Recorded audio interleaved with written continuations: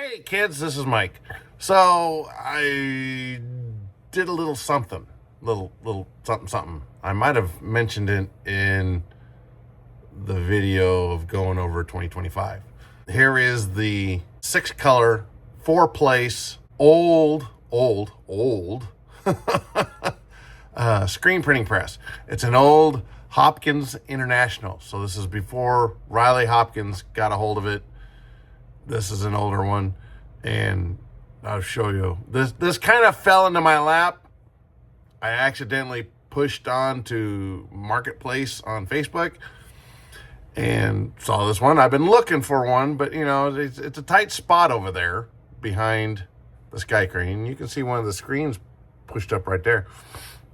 But I'd seen this thing. Oh, okay, it's kind of old. It definitely hasn't been used in a while. It was in Florence. And I was like, wait a minute, where are you at? Less than a mile away.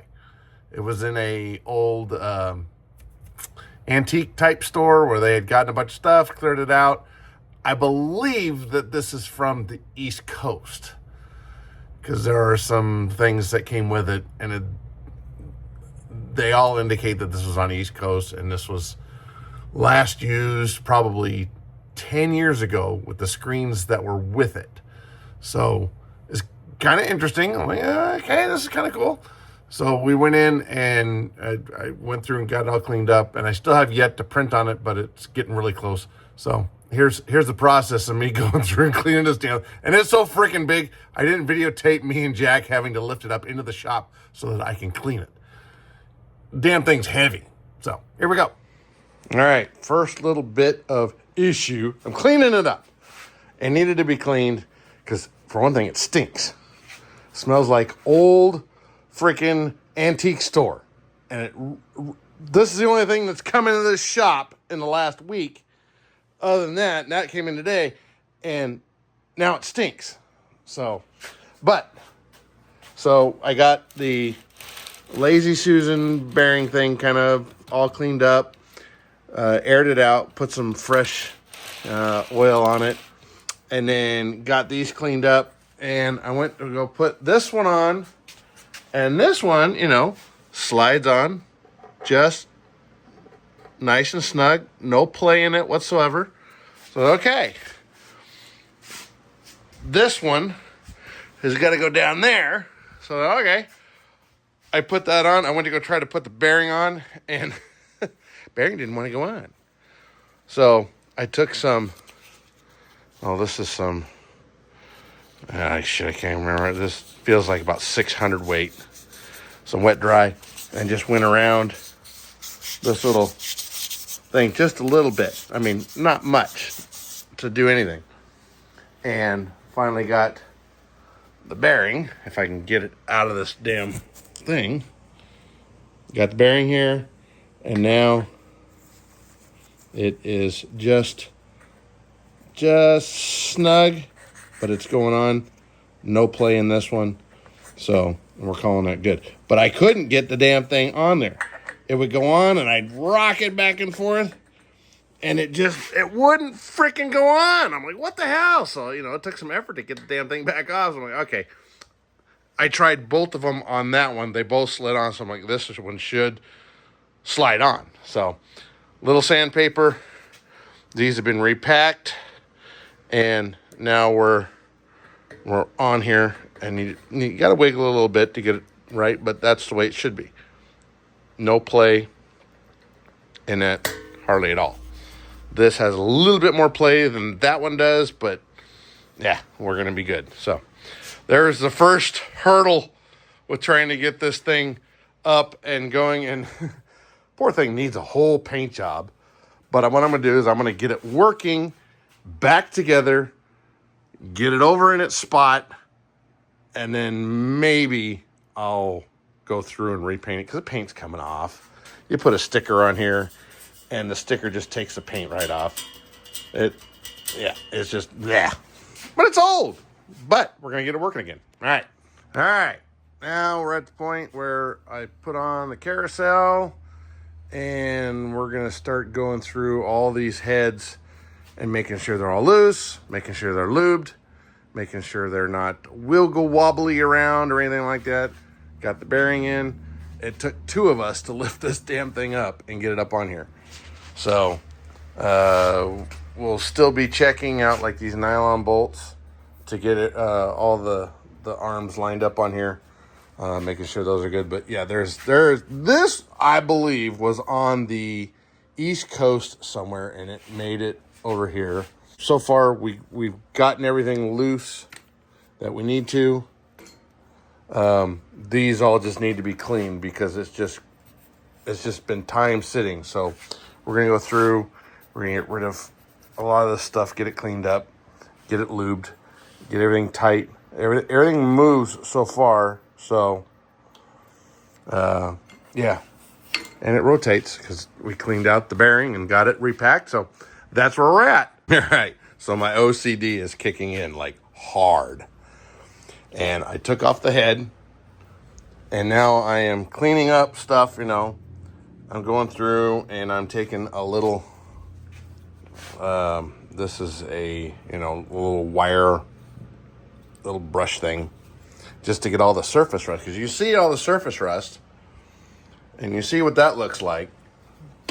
And I take that little thing and I cleaned it up. Got in here, got all the grease and all the stuff out that's old. And we're going to put new stuff to help get this to slide in. But my OCD is kicking in hard. So whoever had this before, use fuel line as the stop up here for the head to stop on. and they're old, they got some divots. I'm just gonna replace it with what it was. So, but how far would you guys take this down? To get all the shit cleaned up. I mean, it still has crap all in here, and yeah. Oh my God, my OCD is just going nuts. But everything is tight. There's no playing it so far. The springs are just, they just got surface rust on them. So just a little quick hit on the wire brush and put a little WD-40 on it. And so far, that's good. Let's hope that the rest of them continue on, because I still got to figure out how to clean all this shit off. This is, surface oxidation on all this, but we're gonna get it figured out. I'm surprised that this is not as smooth as I was hoping it would be, because this is a machine surface right here, and then this is not. It took a little snap to get it off, but yeah, we'll get it cleaned up. Fuck it. I was like, do I want to repaint all this? Because, the paint's coming off. Yeah, this is the dilemma I am in my head. All right, here's an update. I got 4 heads done to this point where it's nice and shiny. And this is what they were looking like. Just rusty. Got those taken care of. All the grime down in here. It has been a while. I'm replacing these little rubber stoppers with some new rubber stopper.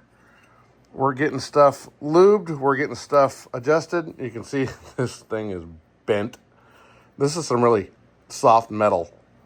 And they're, these ones are a lot skinnier, and you can watch them things kind of bend. So you don't want to be messing with getting all that stuff. But, I mean, you can see these are all rusty, carrying on, and they'll go, but they won't go as good as these ones that I have come in here and I have cleaned up.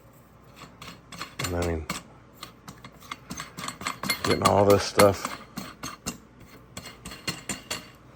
So putting a little bit of lube just on all these stuff and getting this cleaned up, shiny, getting all the old ink off of them. And they are just about ready. So I've got 2 more heads to do. And then this will be all cleaned up as far as I'm going to go with it. So I'm like getting this all cleaned up too. You can see where it's all nasty. And when I brought this damn thing in, it stank. I walked into my shop and it was like, God, what is that smell? It smells like old antique store. Well, yeah, it smelled like old antique store because I'm sure this thing's been sitting in there for a long damn time. I still haven't gotten the correct manual for this thing, but the theory is here. I kind of got everything figured out as to what adjusts what, and we're gonna get these things up and running and cleaned up and shiny and get it to work.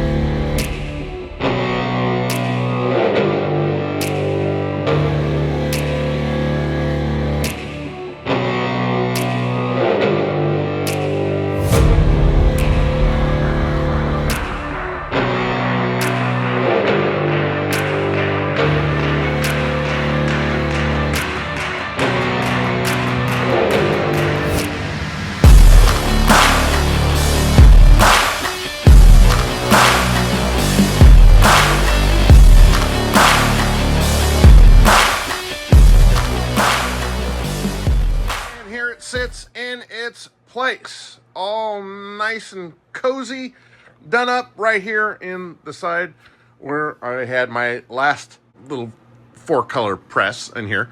But everything swings and doesn't hit nothing because I had to modify the stops on all of these.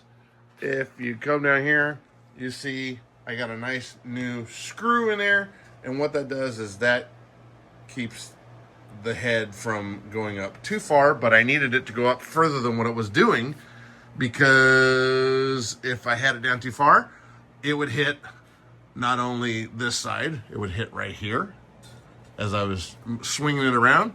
It also hit the wall. So we now have it in, I can adjust these anywhere from, way down here to all the way up here. I can even go up a little bit higher if I need to, but we're in its spot. Here is the platen, and what's nice is, this locks in. It's got a little divot spot there with that little. There's a little spring thing in here that you can see where it rides, and it kind of sits in there. There's its normal spot. Because with 4 colors, you swing, or 4 shirts, you swing this around and you can do all of them at once or whatever. But I cannot swing anything else. So this is now a one-place press for me in my spot that I have in here. I have my flash, but what's nice is I can swing this over to like right there, have my flash going and put it on there, and then swing it back out, because these line up with this spot right here that rotates with the with the platen, so it would just come down and be right there. So this is just temporary put in here. It's not centered up. I do have them kind of close, and but we're looking forward to getting some shirts done for this year. We got a couple of ideas. Team MD is almost first on my list because that's a good one to get going, and we've got the heat press to get everything cured, because I don't have any room for a belt driven dryers. Yeah, I have no room for that, so I do all my curing with my heat press because it's small, compact, and tight, and I've had really good success with it. Yeah, we're getting there. It's gonna be fun. We should be having shirts out soon. Right now, I'm making landing gear, so that is the priority. I've still got to make some designs and get some stuff going, burn some screens, and see if we can have some fun.